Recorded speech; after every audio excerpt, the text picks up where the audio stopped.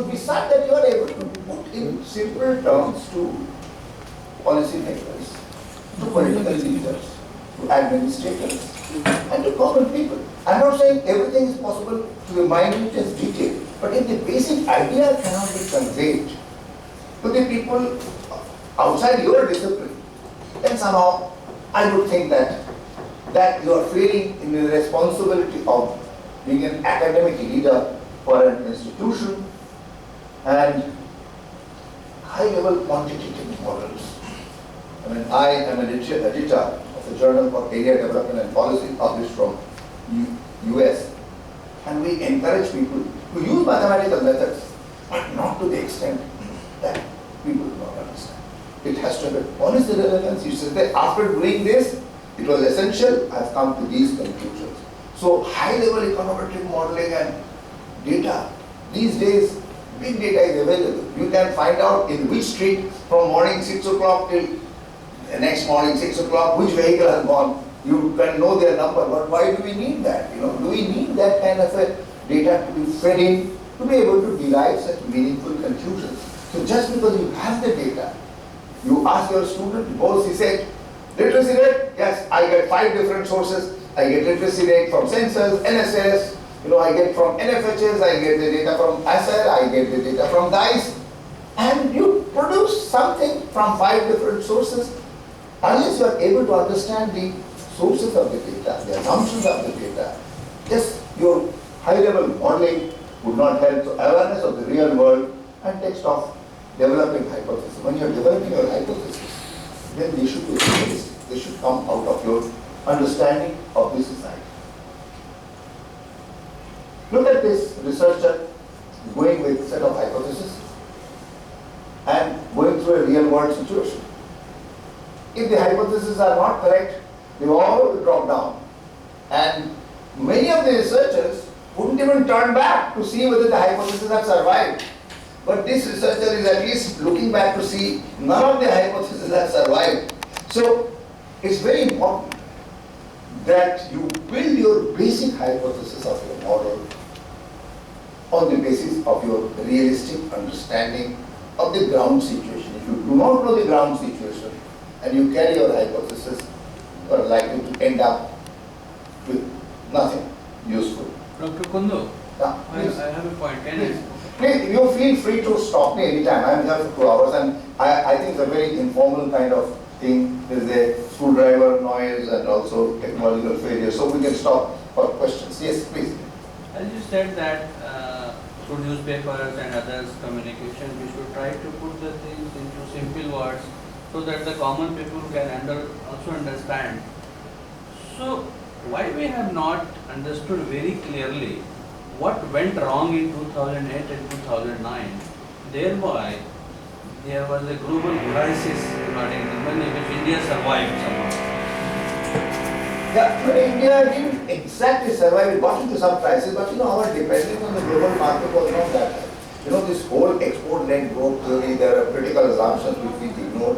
You're right that we have not fully learned the lesson, but that's why Eurozone crisis is still not over. Yes. The countries like Portugal, Italy, Greece, they are still having negative growth rates. So they're trying to get out. But as I'm saying that I'm not going to solve these individual problems. I'm simply making you aware that certain recent developments. So do you feel that we are likely to have such crisis again in India, even in the present system?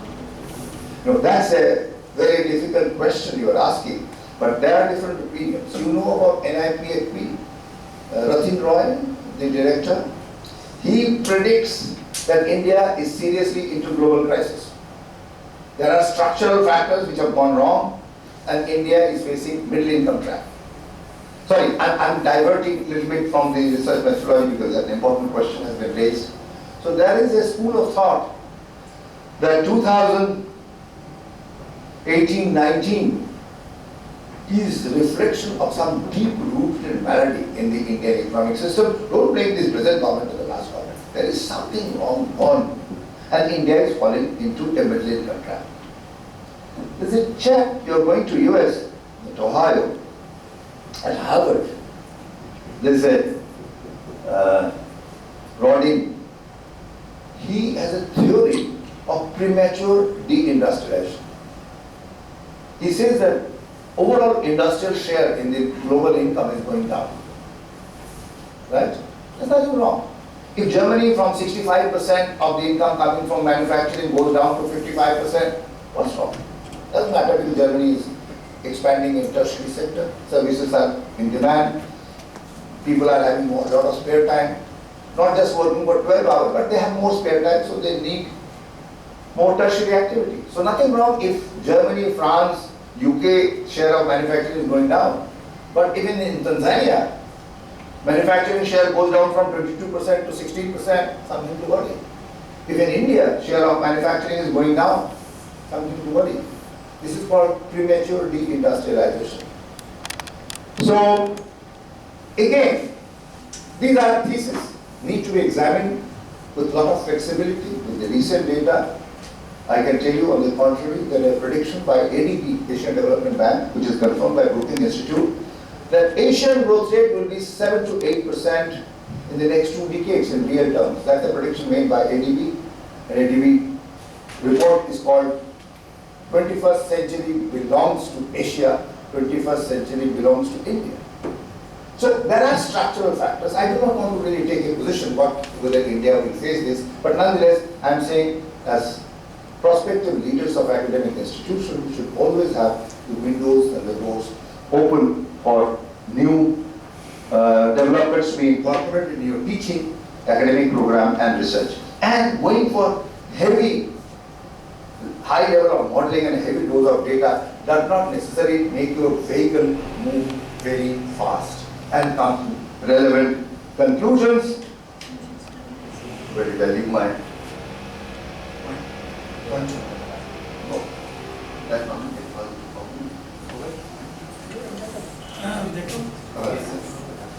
Okay, can we?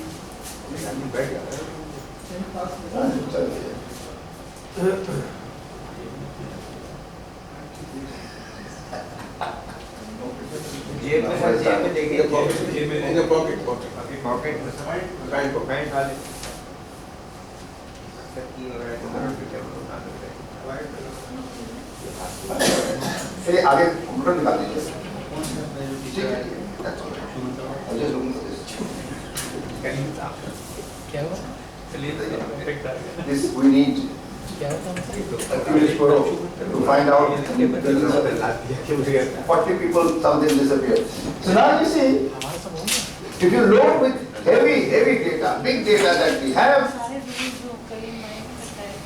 you will not necessarily be able to move forward. Your vehicle may get upturned. So be careful. Pick up only those sets of data which are relevant, which will make your journey useful and also which will make you arrive at your destination. So lessons learned from the last crisis and also for other developments. Sophisticated modeling and heavy data are easy options, but does not help policy research. Tinkering with a framework which does not anticipate or incorporate any structural change. You don't expect any structural change. You take the past growth rate, fertility rate of different communities and make a projection. Do not anticipate the structural changes which is taking place because of growth in literacy, modernization. Certainly, that would give you a wrong kind of answer. And I think the point that I often argue, modesty about your results. Say, oh, I have come to the conclusion by this chi-square test and t-test and r-square and principal component analysis gives me very high percentage variation, and that's it. And you stop at that. Sorry. That is an academic arrogance derived from technological nonsense. You should be able to say, this is based on these assumptions, these are the conclusions I have been able to get, and apply sensitivity analysis. You know what is a sensitivity analysis? You have a model, and you have 5 parameters. Literacy fed in, health fed in, and you want to control fertility, and you find which one is affecting more, which one has a direct impact. And take 4 or 5 alternate parameters. Take literacy 20%, then 25%, and see what happens.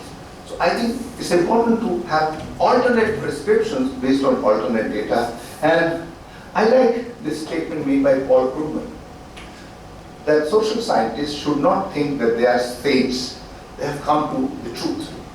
They should consider themselves to be lawyers, pleading, saying that this is my argument, these are the evidence, these are my conclusions.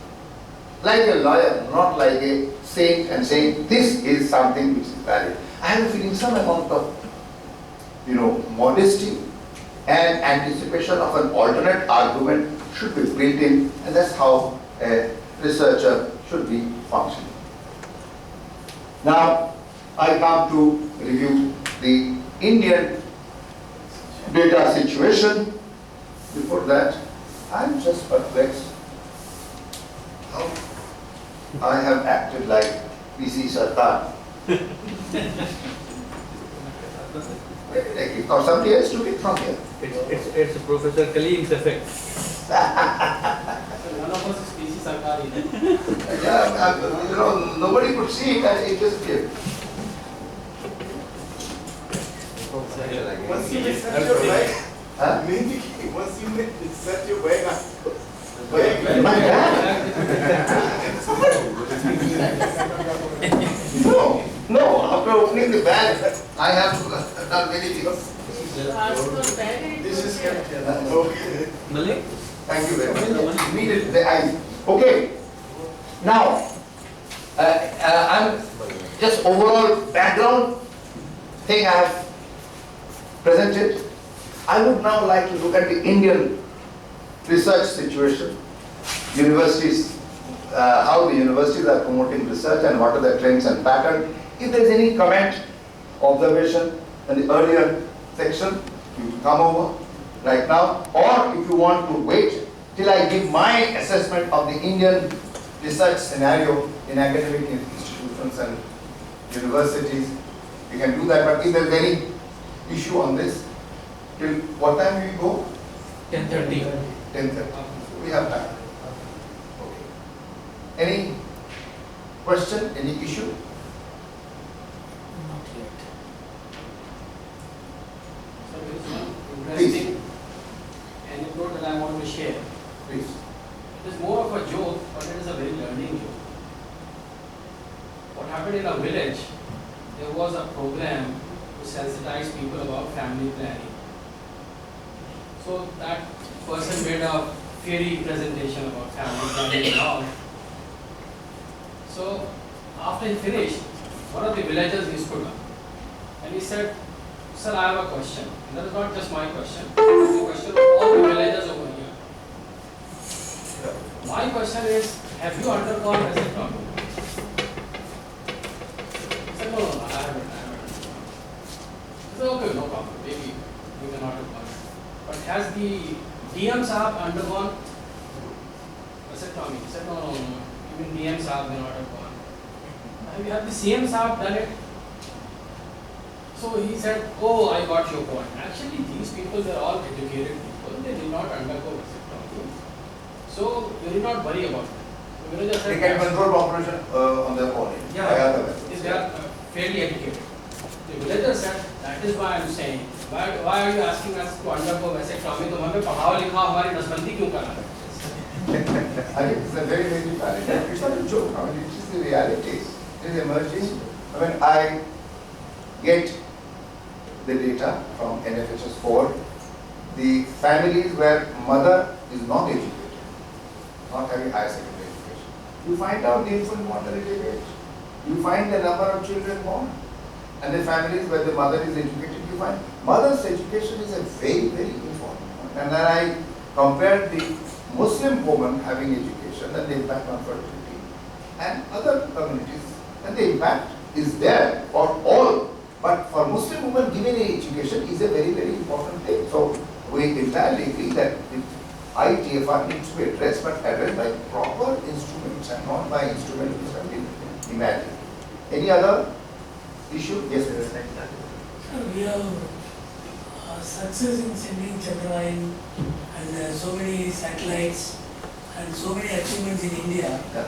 but we could not get the whole prize for many decades. Why such things happening in India? But in a small country like in Japan, they have the Nobel Prize almost nowadays every year, one field or other field. Here we say we have achieved a lot of things with our DRDO and BRC, ISRO, all things are there, but we could not get such achievement. So your question is, how come India, as a large country and making significant progress in the past couple of decades, haven't produced many Nobel laureates? I'm not that much worried about producing Nobel laureates. I've been producing good engineers, good technocrats, good people to take care of the economy, For example, if India is not getting many gold medal in Olympic, I mean, if the overall health of the country improves, I will not be that worried. I mean, frankly, I don't want to say the Nobel Prizes come through your exposure to the external world. I've been a student of Professor Sen and also Professor Chakravarti, Sukumai Chakravarti. Nobody knows about Sukumai Chakravarti. And in fact, in Delhi School of Economics, when I was a student there, I mean, everybody thought Sukumai is as good as Amartya Sen, it happens that somebody goes abroad. I'm not really minimizing. Professor Sen was my teacher. So, and I think he's absolutely gem of a human being and also excellent scholar. But similarly, getting a health gold medal in Olympic game is a matter of training. In China, people pick up children from their houses when they're 6 years old and start training them, don't give them proper food, they deprive them of their childhood, they do some surgery also inside so that they can run faster. I'm more worried about health and education. We are in for fourth industrial revolution. Have you heard of this? Yes. Fourth industrial revolution, which means your physical technology, the digital technology, and the biotechnology will get converged. You will produce machines which are human, which have some biological component in that. Now, I was speaking just 2 days ago in a meeting. It's a global meeting of something like 120 countries. And I told them that we are talking about fourth industrial revolution. In India, in Bangladesh, in Pakistan, 30% of the population have not advantage of the first industrial revolution. You're talking about the fourth industrial revolution. So I have a feeling that yes, while at the top level our performance is a matter, certainly we are very proud of those who, despite all the difficulties, get us gold medal and also the academic distinctions. But Indian doctors are doing reasonably well. Indian engineers are respected everywhere in the world. People are coming from all over the world for medical tourism here in India. So I would give more emphasis on general development of health and education. Any other issue? Your presentation seems to be more on the social science side.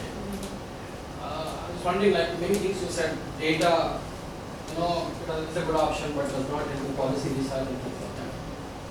But the scholars of science and technology, which most of us, I think all of us are, for us, data is something that we rely upon, and whatever practices we do, that comes out to be true in most of the cases. What you said in social sciences, it may be because the objectivity may be less or something, but we don't have the problem of objectivity at all. We are always objective as far as scientists and technologists are concerned. For us, 2 plus 2 is always 4. It is never 3, it is never 5. So how does it, how does the two schemes compare when it comes to carrying out research? Social science or in science and technology? I think you are raising a very, very good point that needs to be perhaps addressed to the organizers. I have my limitation being coming from the discipline of social sciences. I entirely agree there. But here, when you say 2 plus 2 is 4, you really have to ask. In fact, this was a question asked to Newton. And he said, well, the answers are not that clear, even in natural sciences, because 2 is an approximation of certain reality. 2 is not something which exists. And this is what Newton said, that reality don't exist out there to to go and grab it. Unless somebody sees it, it doesn't exist. In fact, until you came here and spotted that white thing, it didn't exist here. So things, basically he said that our understanding, the data that you say are very, very definitive. They are definitive because there is a greater convergence in science, in perception. In social sciences, there are differences in the perception, and that creates the problems of data comparability. And that's why I give the example of the IPC, Intergovernmental Panel for Climate Change. There have been problems. There are many scientific theories. I talked about the gravitational waves. I have also undergone changes. But I have a feeling that it's true that there are differences in your analytical tools now from that of the social scientists. But when you are coming to governing human beings, governing institutions, and making things policy relevant, you have to step out of the world of your theoretical construct and see how the scientific principles can be applied to the real situation. But I entirely agree that we should have one more presentation on how to make the research conclusions in natural sciences much more relevant, where the issues of database are somewhat different. I entirely disagree there if you say that the data is always definitive. You know, there are also errors of perception. There are errors of randomness, which are always there even in sciences, and that's why the distributions are, you have normal distribution, you have Poisson distribution. Yes. So the standard deviations, we usually put the error bars also in it. That probability is 0.001%. Right, sir. Otherwise, the rest of the percentage You're absolutely we right. rely on data. You're absolutely right. And data is the most important part of our research aptitude. If we do not have data, we cannot go for authentic interpretations.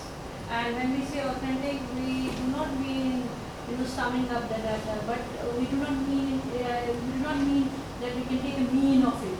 But it has to be concordant and repeated results. Right, right, sir. We have to validate our results by taking data repeatedly. Now, I think you are saying, which is absolutely correct, that you said we do not do it once, we do it repeatedly. Why should we do it repeatedly? We have to repeat it. I'm asking this question, that what is the need for repetition? Exactly, which means that your first observation can have some error because of ABC, and you want to minimize ABC, which means even in your scientific observation, you have ABC No, factors. that I told you, the probability is Right. 0.0001%. Absolutely, you are right. But rest of the data, rest of the interpretations are necessary from data. They have to be taken out from the data itself. No, you are absolutely right that data is there, and that has to be used both in natural sciences and social sciences. Right? There is no problem. Nobody is denying that data is not relevant. Number two, you are saying the data in case of natural sciences are more accurate. Remember, you don't have 1,000 samples, you need 20 times you need to observe. But nonetheless, you did mention that we have to go and we don't take one observation. So there are other factors which come in, you try to minimize their impact. In fact, one professor from Calcutta University told me that I do my experiment in the lab. When I tell my students, they come with some observations and I go and check and I find it is somewhat different. Very necessary. Right? Because who is perceiving is very important, even in physical sciences. And he says sometimes I note it down, next day I check, I find my God, this is too wrong. Because I myself make some errors. So there are human factors involved, even in the observations in natural sciences. So we are not I basically. completely agree with you, sir. Even in mathematics, which is known as like absolute science, like you are saying 2 plus 2 is 4, but we are using methods of iterations and all these things, and that is just to just because there is a possibility of error in data. So basically, there is not much of a disagreement on this, that in natural sciences, the randomness, the probability of standard error is much less. I'll tell you, since I was a member of National Statistical Commission, the estimates of poverty in Nagaland, Manipur, would have much higher standard error. because of certain ground conditions, because of sample size, whereas standard error for Delhi would be less because of other reasons. So even within social sciences, there are variations because of the ground situation. And I entirely agree that natural sciences are very different than social sciences. The issues will be somewhat different. But to deny that that does not exist would be erroneous. Right? And also the interpretation differs from person to person. Exactly. Absolutely. Absolutely. You know, I remember two lines from a very famous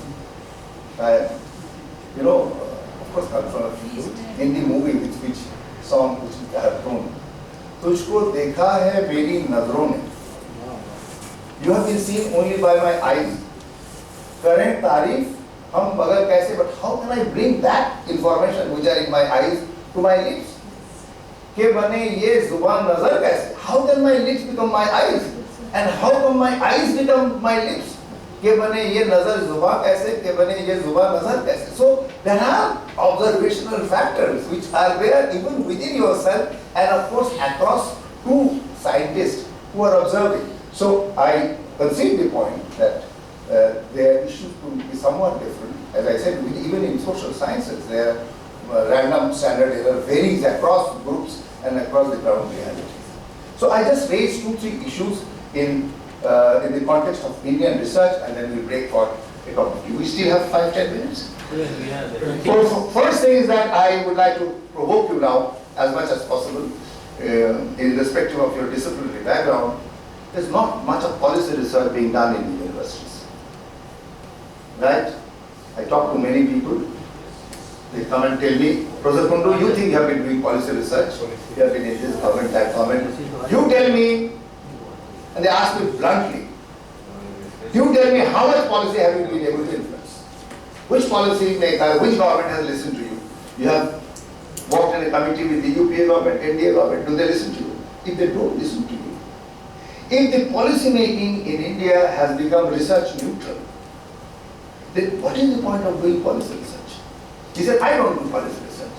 And I'm happy about it. I don't worry whether I'm making changes in the world.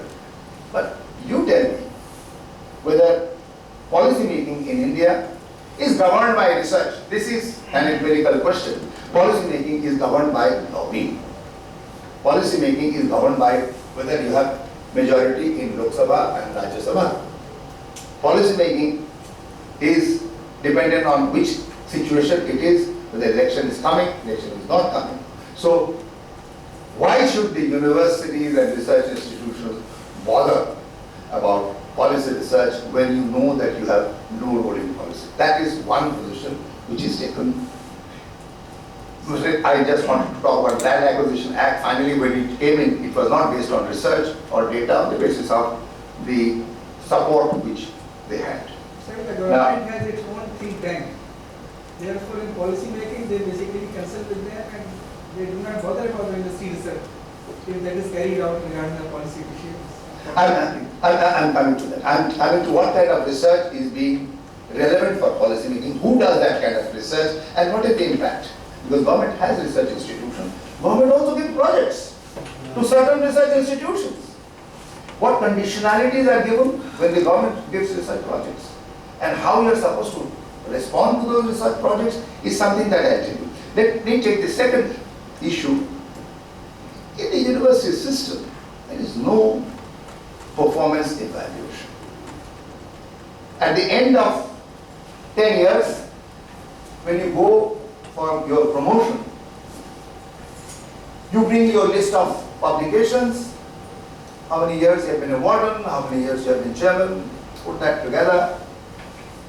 And since I have been part of many selection committees, not only in my university, in other universities, anybody can say, oh, these research papers are junk, they are written in absolutely bad. I mean, I know economic and political week is considered to be one of the most read and most impacting journal. And one person was just, his professorship was denied because economic political weekly is a magazine, it's not a research journal. So there is no rating being done. Although some attempts are being made to do that. Similarly, wardenship should be considered. You have been a chairman of the sanitation committee. You have been member of that disciplinary committee. In the selection committee panel, if the person is in your favor, will say, my God, in the disciplinary committee, it's a very important position. You don't have to give weightage to that. You know, it depends on the selectors, and they can choose to emphasize on this, that there is no standard criteria. Whereas teachers